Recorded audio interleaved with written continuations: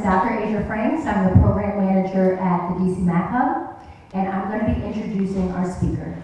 And I'm so glad that she's sitting over here, because if I look at her, I'm going to shed some tears.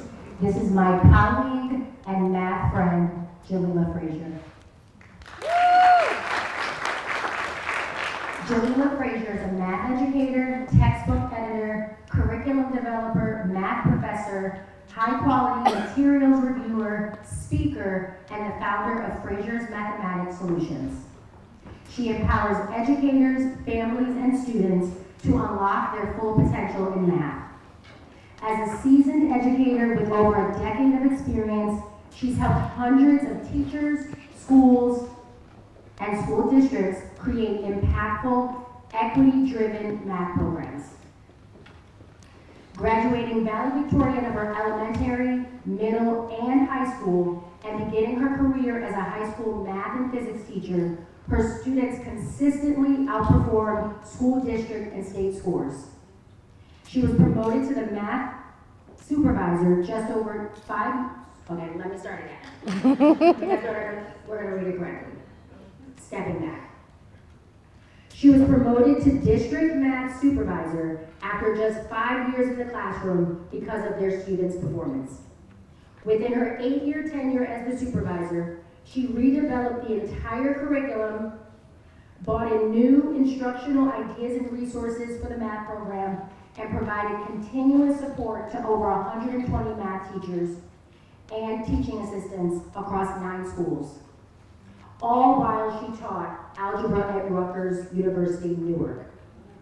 Because of her work within the district, she was invited to join the inaugural New Jersey Department of Education Computer Science Advisory Board in 2020 to help design the first iteration of the computer science policy. As the CEO of FMS, she and her team have provided professional development, job-embedded coaching, and culturally relevant programs to over 55 schools, 15 school districts, 485 math educators, 145 families, and 1,260 students across the country through her one-of-a-kind dope math initiatives, culture programs, and notebooks. Earning her BS in secondary math education in 2008 from Temple University, her MA in 2009 from Columbia University in math education, and her certificate to teach physics in 2011, she vowed that her students would never say that their teacher didn't teach me this. She's now going to share with us how we need to stop lying to ourselves about math acceleration. I want to welcome to the stage my colleague, my friend, my family member, and more importantly, my math friend, Jalila Frazier. Oh my God, I didn't cry. Kill it. Okay. She told me to kill it because I'm about to cry. There you go. Am I on? Can you all hear me? Yeah. Is it getting there? Yeah. We're there? Hey, y'all. Hey. How you feeling? I've heard my bio read a lot, but not by her. Not by her. And it did something special to me because we've had over 20 years in this math space together, right? Yeah. And if you think my bio is spectacular, I can't wait till I read yours today. Yeah. Y'all, stop lying to yourself, ourselves, about math acceleration. That's what the talk is today. And I'm going to tell you about myself a little deeper into the talk, but I want to establish some touch points so that I can take you there and bring you back. Can we do that?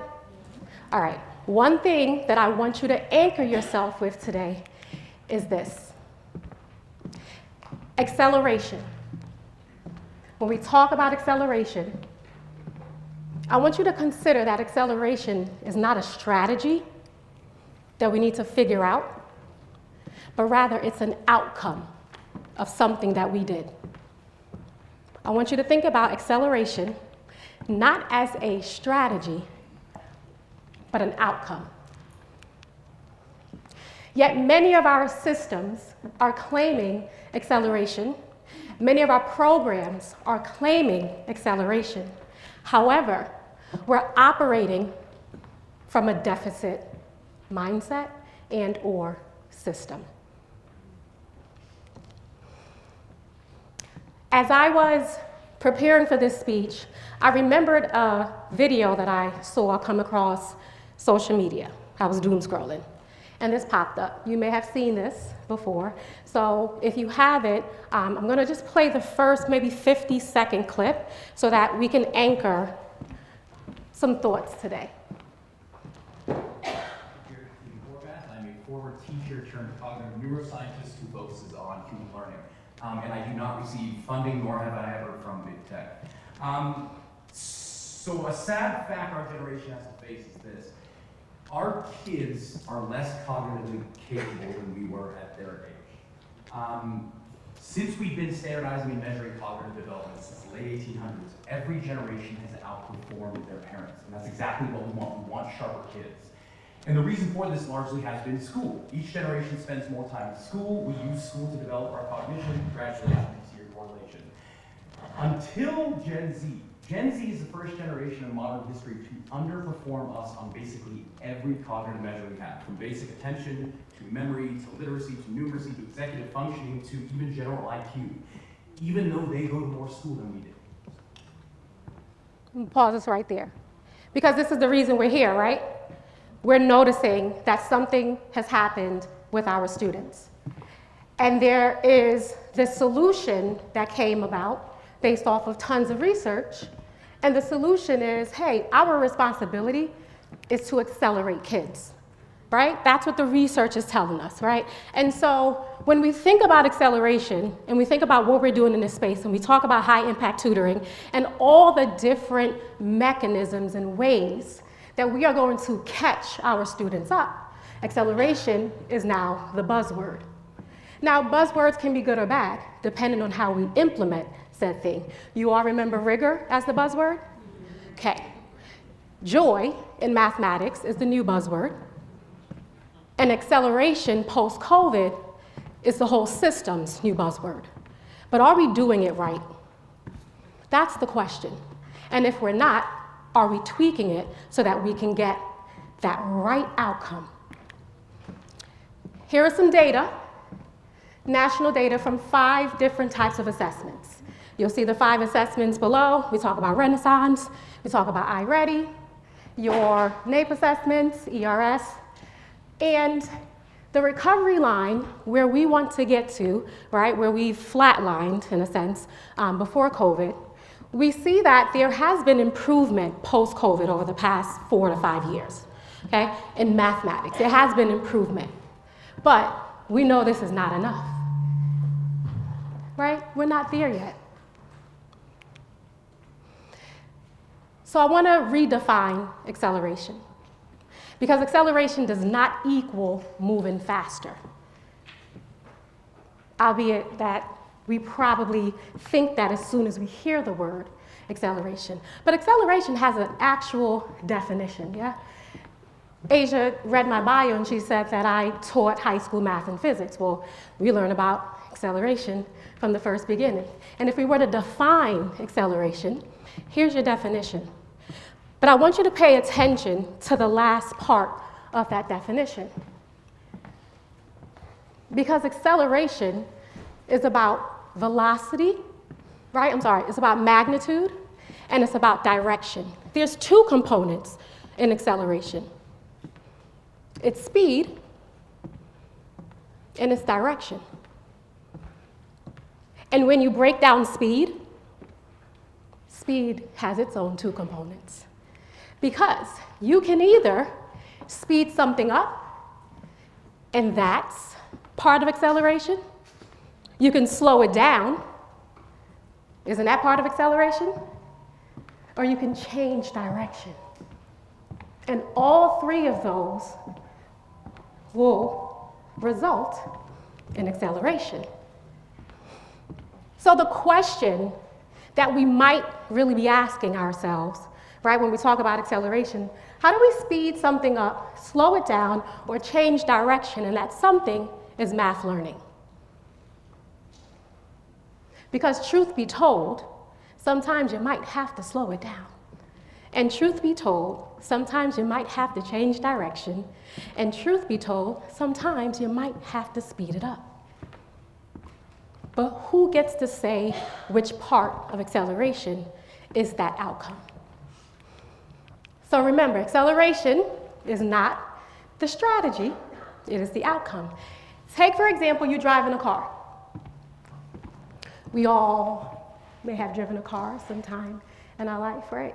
And when you think about your car moving, you have to be able to put a force either on that pedal or remove a force from that pedal for the car to accelerate, meaning slow down or speed up. The impact of your foot moving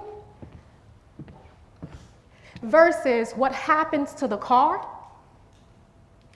the strategy is the force, if we were to compare. So the strategy that we are trying to figure out is what behaviors do we need to do in order for the impact to be, or the outcome to be, acceleration. Y'all with me? Am I there with you? Yeah? So our goal for students is how can we do something so well that by the end of it, they've accelerated.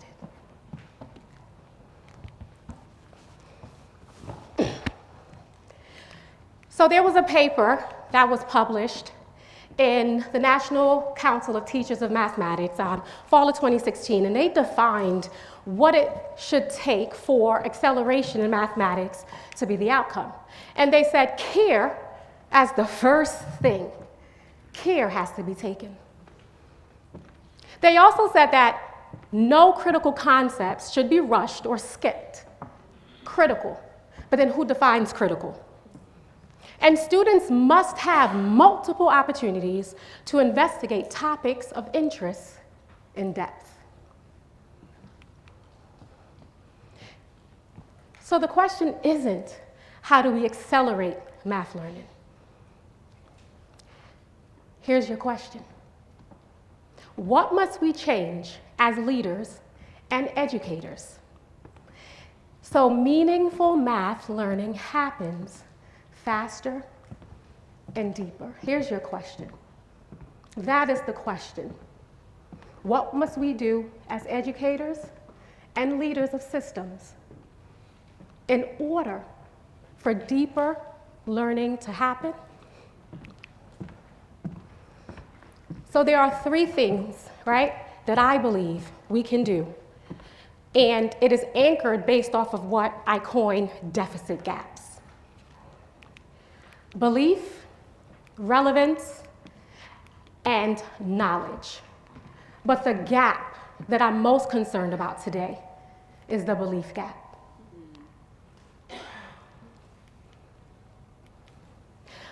A little bit about me. I was a Trini Gill, okay? And I was born in Trinidad, and I migrated to this country when I was 2 years old.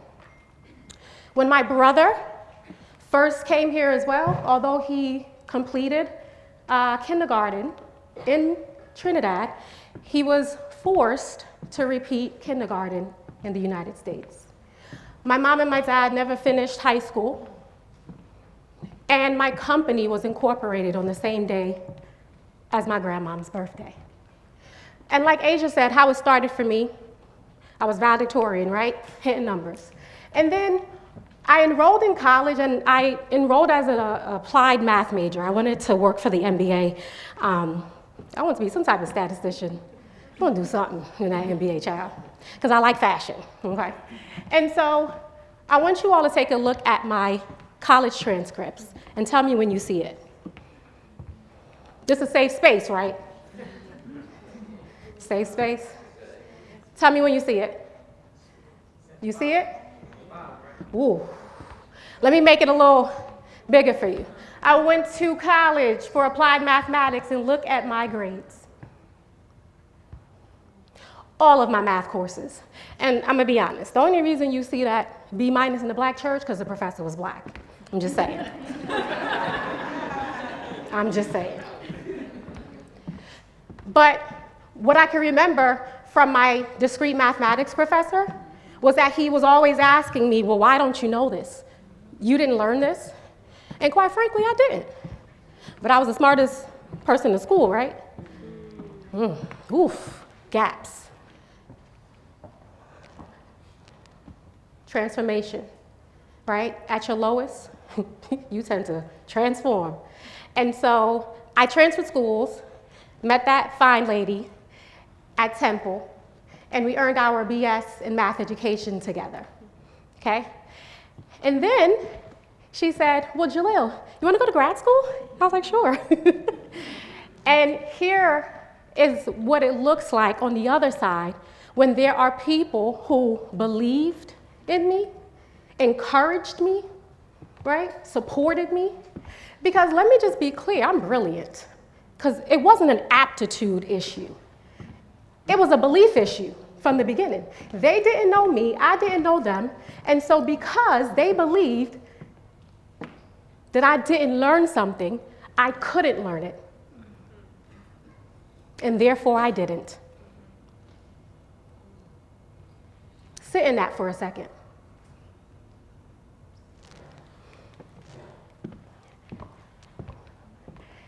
When I started teaching, my students outperformed everybody. 4 years, boom, killing them, boom, boom, boom. 4 years in a row. I remember the supervisor came to me and she said, Frazier, what you doing with those kids? And I said, what do you mean? I'm teaching them.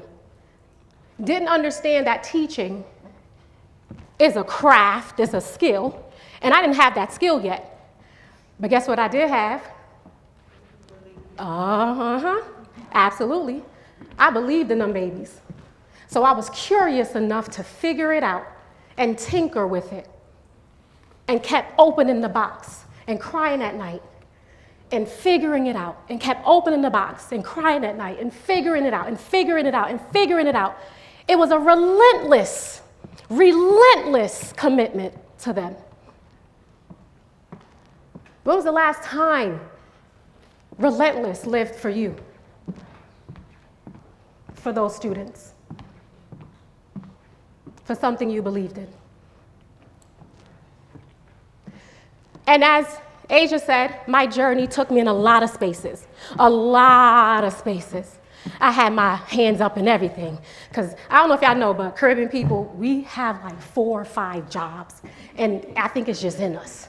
I don't know why. But if I didn't have 4 jobs, my mom would be like, oh, you're not working?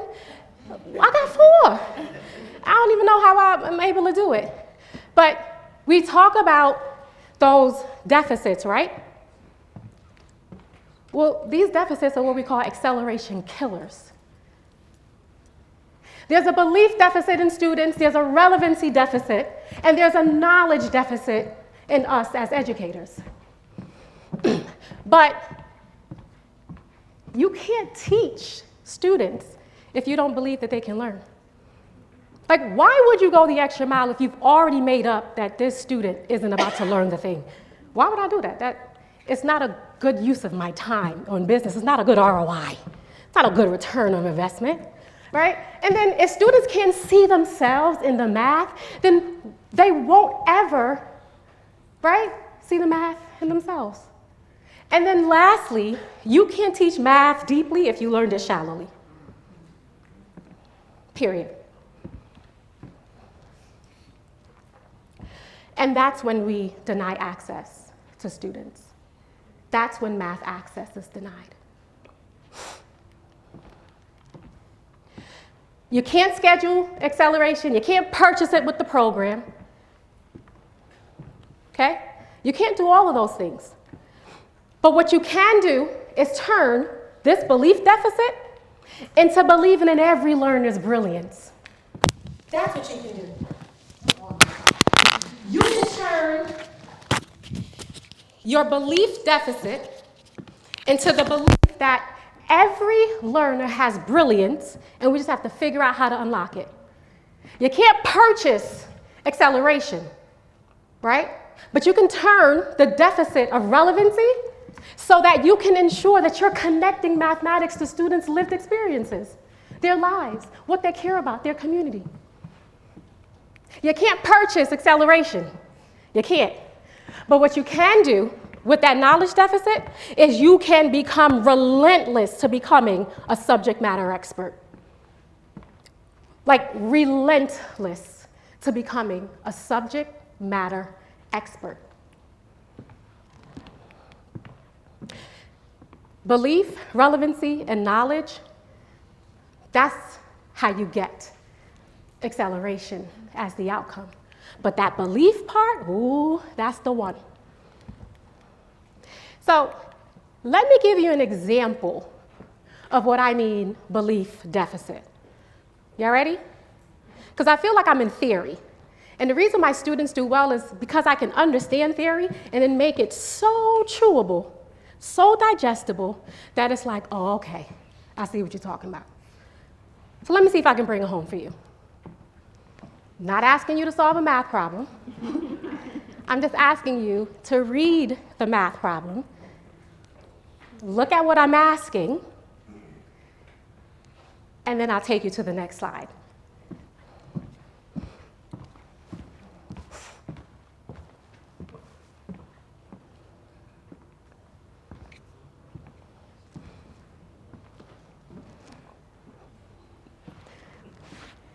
You can scan it if you want, but don't worry, I have it for you. But if you want to see it closely, you can scan it. Okay, this was a problem that was designed for an Algebra 1 class with a teacher that I was coaching recently, and they were an honors class, according to the roster in the school, okay? Now, let me just give you some context. Me and this teacher, we didn't really go down too bad, okay? Meaning we had different philosophies of what students should gain access to. Here's an email that she wrote me based off of said philosophy.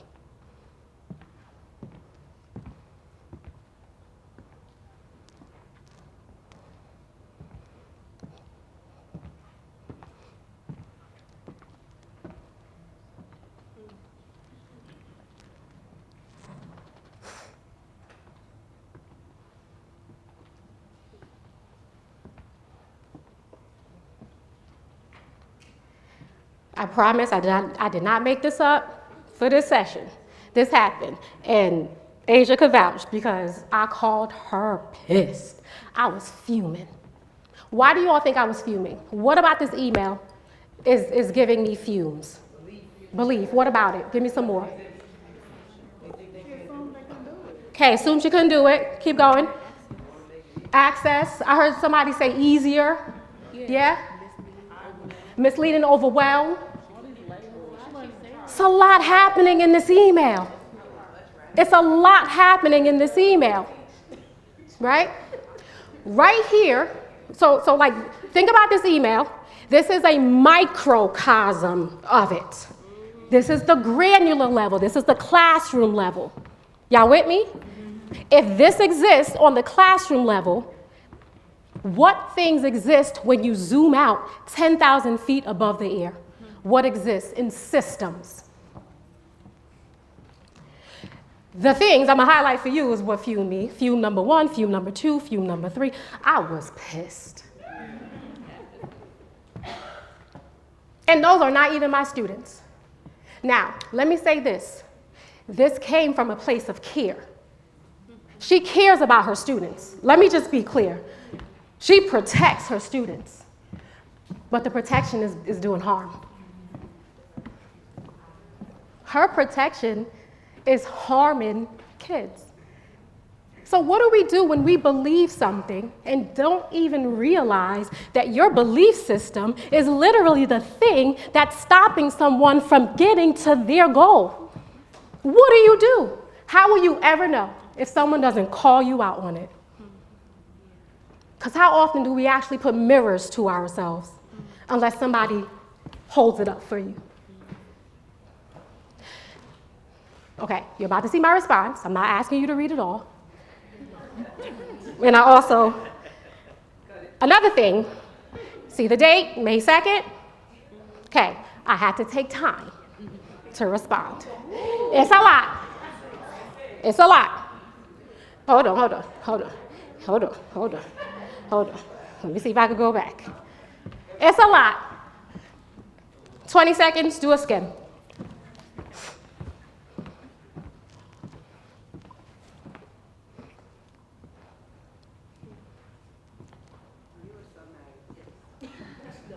Chatty, chat.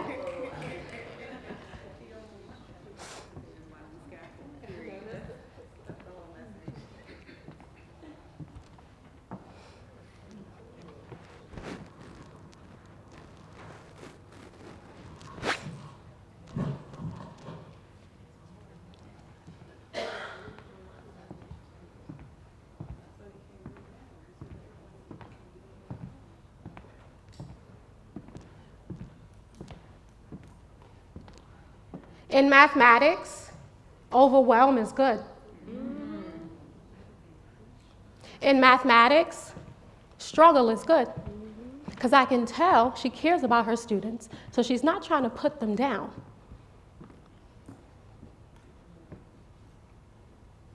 In mathematics, not having exact solutions is great. Because since when do I look at exact solutions when I'm trying to use mathematics to apply it to building a bridge?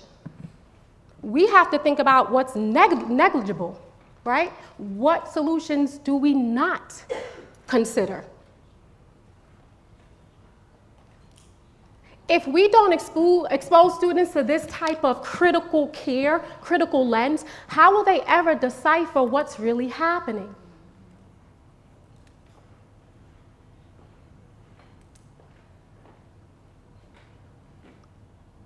But if we aren't subject matter experts, and if we're not committed to making things relevant for students so that it is digestible, and if we do not care enough to believe in their brilliance, then acceleration falls flat.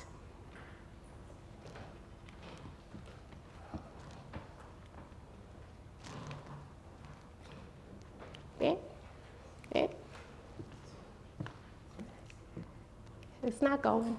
There it is. Okay. So, I don't think it's going. Is that you pressing it for me? Let me reactivate it.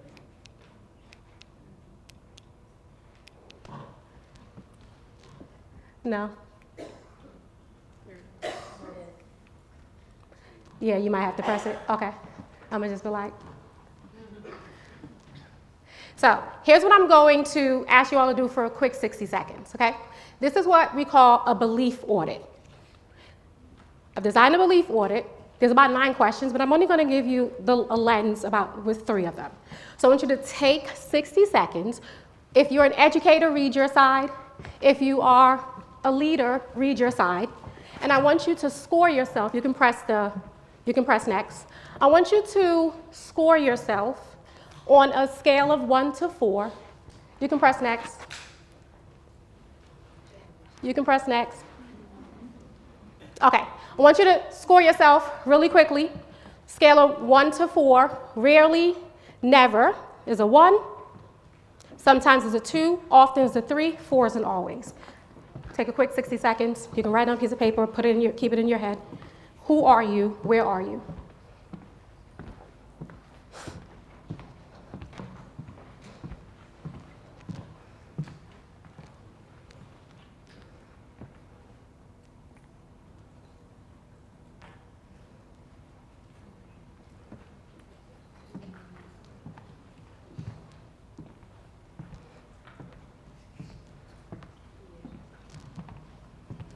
You can press next.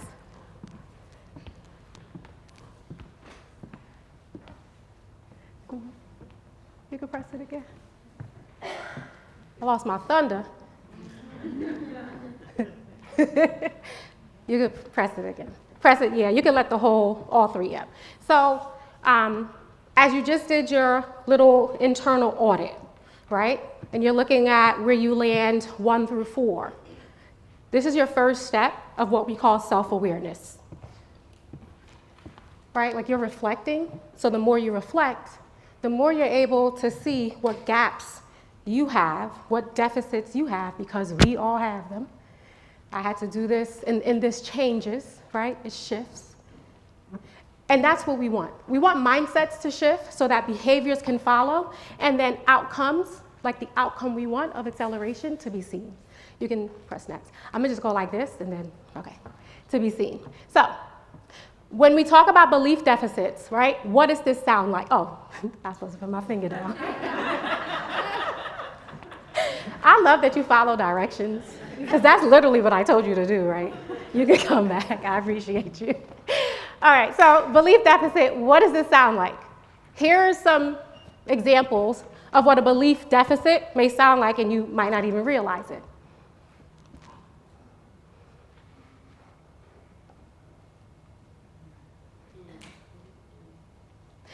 Instead of using language like this, we kind of just self-reflect. What are, or how are my beliefs denying students access to this thing? So if we're talking about Algebra 1, right, and you have this stance that says, everyone shouldn't gain access to Algebra 1, just kind of flip it and say, hey, what are my beliefs that is making me think that all students shouldn't have access? So if you start from that counter piece, you'll see a lot more things than just the echo chamber. For relevancy, what it sounds like is, hey, just follow the formula. You'll get it. And I know you mean well, because like your pacing and the curriculum and like all that. Instead, start asking, well, how often do students see themselves, their communities, in the text or in the task, right? Or in the thing that we're discussing. And when it comes to knowledge deficit, because this is the lane that I play in a lot, this is the lane where I see the most gaps, maybe? I don't say gaps. If you're new to teaching, like, don't actually say, no, I'm new to teaching because I was new to teaching them first 4 years and they all passed and broke records. And I was new to teaching records all 4 years. I was new to teaching records, right? So that is, it's never, there's always a way to get to something if you're relentless for it, right? So start asking, if a student asks, well, why does this work? Could we confidently explain it multiple ways? Like if a student asks that, are you knowledgeable enough about your content area that you can say that? You can keep going. One more. So when we look at the deficits of belief, relevancy, as well as knowledge, here's my goal. My goal is for all three of them to interconnect so that belief, relevancy, and knowledge is what births a dope math educator. Now, I know dope math educator has a very, let me not say trendy. It's a great marketing name. Oh, I know. I thought about it. But it has teeth because that's how I identify. And I hope that's how you all identify if you are teaching mathematics. I hope you identify as that.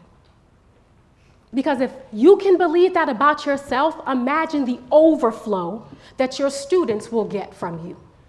If your confidence about what you can do or what you're about to do is so much and it's so big, your students will get everything from you.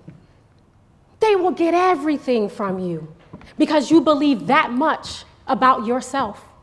So once you self-identify, the rest is history.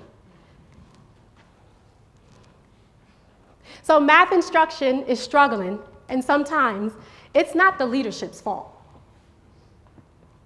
Math instruction is struggling, and sometimes it's not the teacher's fault. Sometimes it's not the parent's fault, and sometimes it's not the student's fault. The system is working exactly the way it was designed. And if you want to break it, you close the human gap. So here's how I'm closing the human gap, one day at a time. Here's my dope math team. And I'm so excited to talk about my dope math team because they're the reason why we're able to do this work that we do today. Frazier's Mathematics Solutions was born because we believe that students should receive the best care in the world, as well as their families.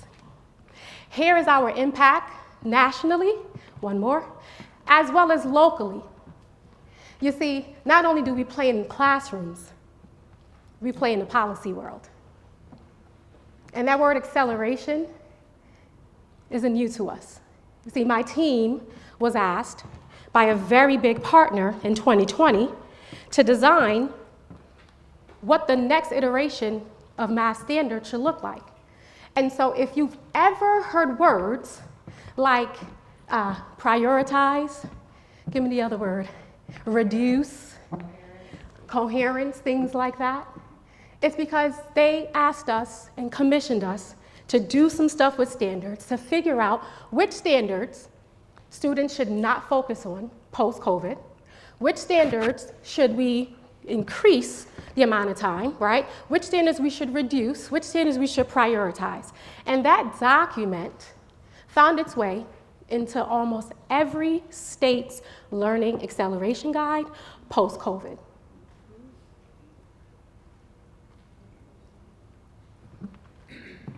That's impact, because we know what students need. Next.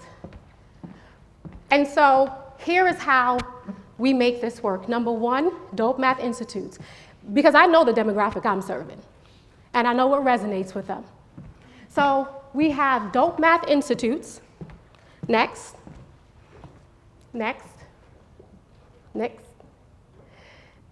We are what you call high quality instructional material reviewers. So school systems will seek us out so that they can learn which text is the most effective for their school system, their school network. We write curriculum for school systems. And that's when we get busy, because we make curriculum connect. What's your demographic? Oh, okay. Let's make sure your curriculum shows that. Let's make sure these students see themselves.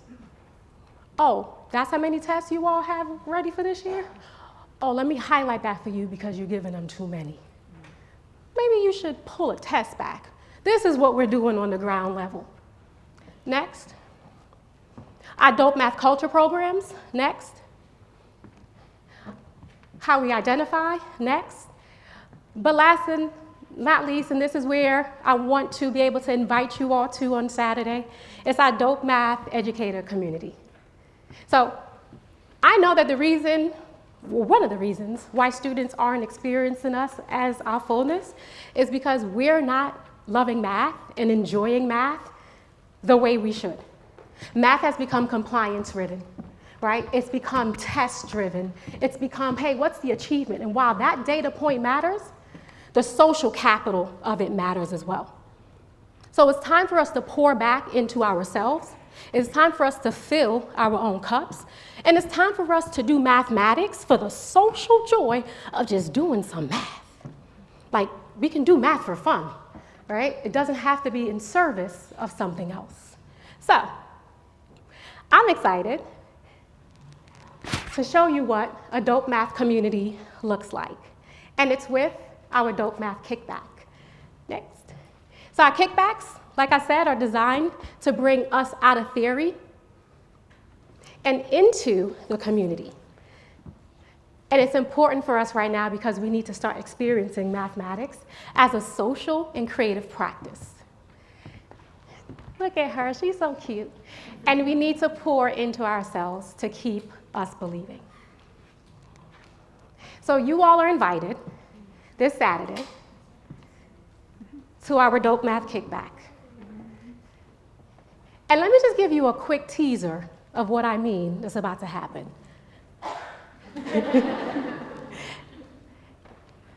Go ahead.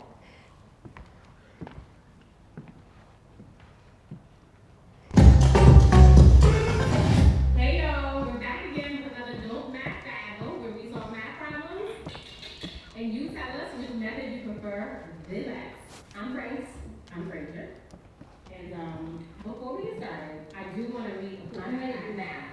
Let's read a full math fact and dope math moment. Let's hear a math fact. So, Grace, did you know that teenagers texting in Thailand will send the digits 555 to indicate that something is funny?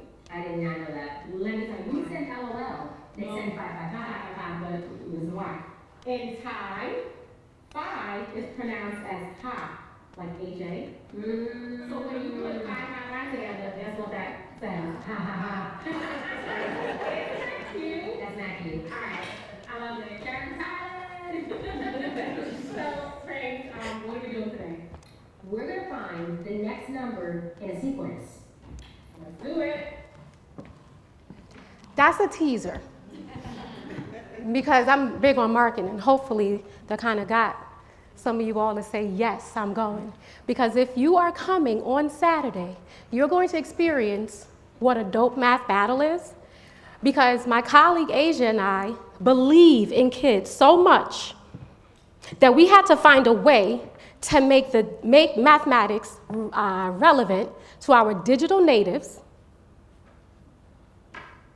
and be as authentic as we can, and also design a way to make content knowledge so chewable that we designed something called Dope Math Battles. Because if we didn't believe in students, we wouldn't have ever thought about it to begin with. If we don't think that we need to be relevant for them, we would not have even designed Dope Math Battles to begin with. And if we were not committed to getting other educators and students to become subject matter experts, we would never have designed Dope Math Battles. So I invite you to register for the Dope Math Kickback on Saturday, and look at that, it's on Pi Day. I want y'all to have fun. Y'all, thank you so much for your time, and enjoy the rest of the conference.